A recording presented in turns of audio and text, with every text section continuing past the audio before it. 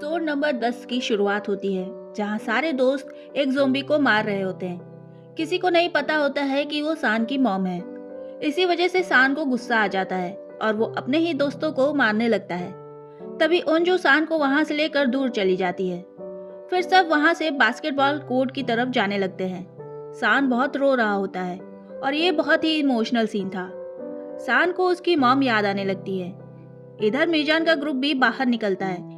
उन्हें लगता है कि जो लोग भाग रहे हैं वो ज़ोंबी हैं और वो भी उनका पीछा करना शुरू कर देते हैं। इधर यहाँ सब भाग रहे थे, तभी एक लड़की गिर जाती है और वो अपनी फ्रेंड से हेल्प मांगती है, लेकिन उसकी फ्रेंड उसके पीछे आते ज़ोंबी को देख लेती है, इसलिए वो उसे नहीं बचाती और भाग जाती है।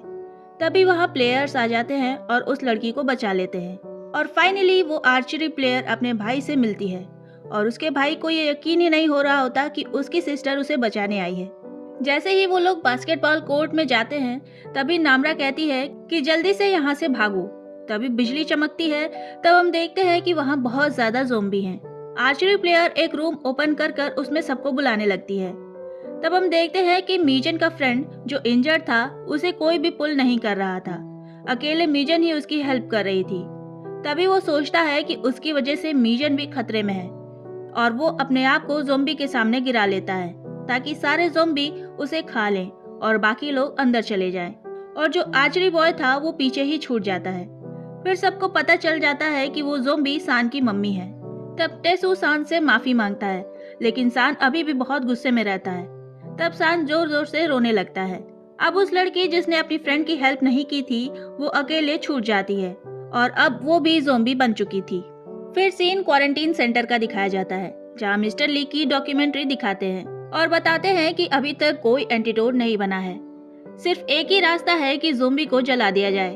वो बताते हैं कि ऐसा सोचना कि इसका कोई एंटीडोट बना लिया जाएगा, ये सबसे बड़ी गलती होगी।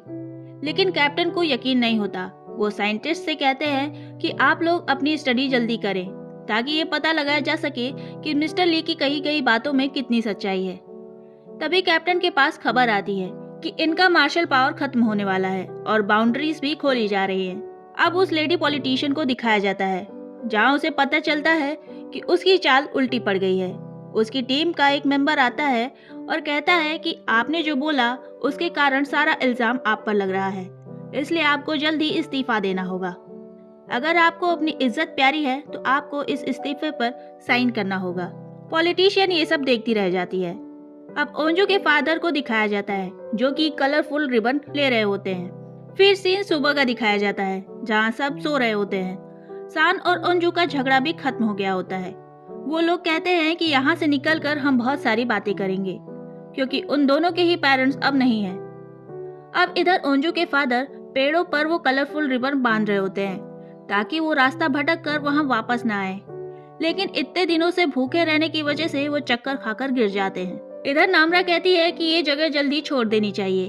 तभी आर्चरी गर्ल का भाई कहता है कि दीदी आपका तो वो टूर्नामेंट था, क्या आप नेशनल में सिलेक्ट हो गई? लेकिन वो आर्चरी गर्ल कुछ नहीं बोलती क्योंकि वो सिलेक्ट नहीं हुई थी। लेकिन तभी मीजन कहती है कि हाँ ये सिलेक्ट हो गई है। इस पर उसका भाई कहता है कि मतलब अब आप नेशनल खेलने जाओगी और आपका एडमिशन कॉलेज में भी हो जाएगा। तभी वहाँ टेसू आता है और आर्चरी गर्ल को कहता है कि मैं तुम्हें बहुत पसंद करता हूँ। मैं हमेशा से अपनी फीलिंग बताने के बारे में सोचता था। इस पर वो प्लेयर कहती है कि तुम वही हो ना जो मेरे भाई को हमेशा साला साला कहते थे। फिर टेसू प्लेयर का हाथ पकड़कर उठाता है। तभी वो प्लेयर टेसू को मारने लगती है और कहती है कि ये सब कहने में तुम्हें शर्म नहीं आई।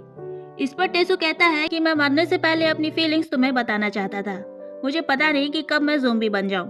अब हम इंसू को देखते हैं, जो कि बुरी तरीके से घायल था, लेकिन इसके बाद भी वो छत पर सान को ढूंढने आता है, लेकिन वहाँ कोई नहीं रहता। इधर सोयू को आइडिया आता है कि बॉक्सेस से शील्ड बनाकर हम यहाँ से बाहर निकल सकते हैं। लेकिन शील्ड बनाने के दौरान मीजन और एक लड़के में बहस हो जाती है। लड़का शील्ड को लंबा बनाना चाहता था, लेकिन मीजन कहती है कि बॉक्सेस को ढकना चाहिए। बहस करते करते इन दोनों का झगड़ा होने लगता है। तब नामरा उन्हें शांत कराती है। तब मीजन कहती है कि आखिर तुम कौन हो? तब नामरा बोलती है कि वो क्लास प्रेसिडेंट है।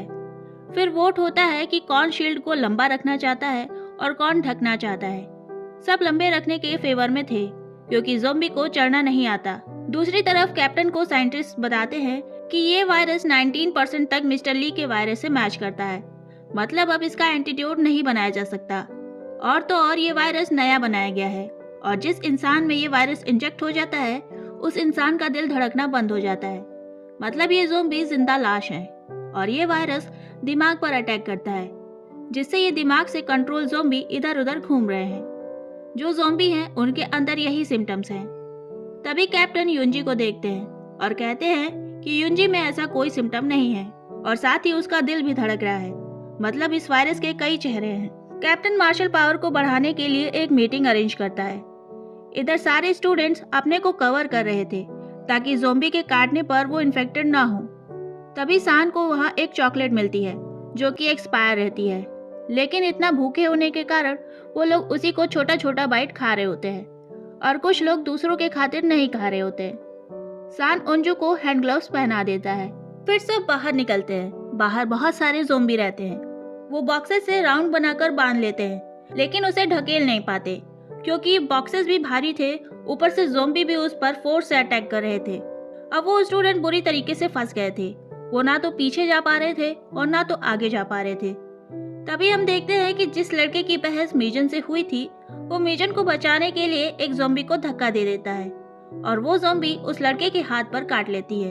अब वो समझ चुका था कि वो जल्द ही ज़ोंबी बन जाएगा, इसलिए वो राउंड से बाहर निकल जाता है ताकि सारे ज़ोंबी उस पर आ जाएं और वो लोग इस शील्ड को आगे ले जाएं। और देखते ही देखते वो भी ज़ोंबी बन जाता है। इधर कंट्रोल रूम में मीटिंग हो रही होती है कि ये ज़ोंबी धीरे धीरे आगे बढ़ रहे हैं और बाउंड्रीज के लोग भी यहाँ आने वाले हैं। उन्हें अब मिलिट्री पावर बढ़ानी चाहिए ताकि कोई भी यहाँ से बाहर ना जा सके और ना ही तो बाहर का कोई अंदर आ सके। और कैप्टन को ये सारी बातें अपने उस साथी से पता चलती है जो कि गवर्नमेंट कंट्रोल रूम में था। तभी कैप्टन कहता है कि वो हाइजन स्कूल पर बम गिराएगा। कुछ सोल्जर्स कहते हैं कि वहाँ अभी रेस्क्यू बाकी है, लेकिन कैप्टन के पास कोई और ऑप्शन नहीं था क्योंकि कुछ के अंदर सिम्टम्स दिख नहीं रहे थे। मतलब रेस्क्यू के बाद तो अगर वो ज़ोंबी बन गए तो लोगों के लिए मुश्किल हो जाएगी। तभी हम देखते हैं कि युंजी खुद को फ्री कर लेती है और उसे भूख लग रही होती है। इधर उंजू के पापा स्कूल में आ चुके रहते हैं और उनके पीछे ज़ोंबी रहते हैं। इधर सोयुक और उंजू गेट खोलने की कोशिश करते हैं और बाकी सारे शील्ड पकड़कर रखे रहते हैं, लेकिन गेट नहीं खुल रहा होता क्योंकि वो दूसरी तरफ से भी लॉक रहता है। तब इंसु भी वहाँ आवाजें सुनकर आ जाता है। नामरा भी गेट खोलने की बहुत कोशिश करती है, लेकिन तभी उंजू गेट खोल देती है और दरवाजे पर उंजू के फादर खड़े रहते हैं और ये एपिसोड यहीं खत्म हो जाता है। तो आज की इस वीडियो में इतना ही। मिलते हैं अगले वीडियो में, तब तक के लिए बाय।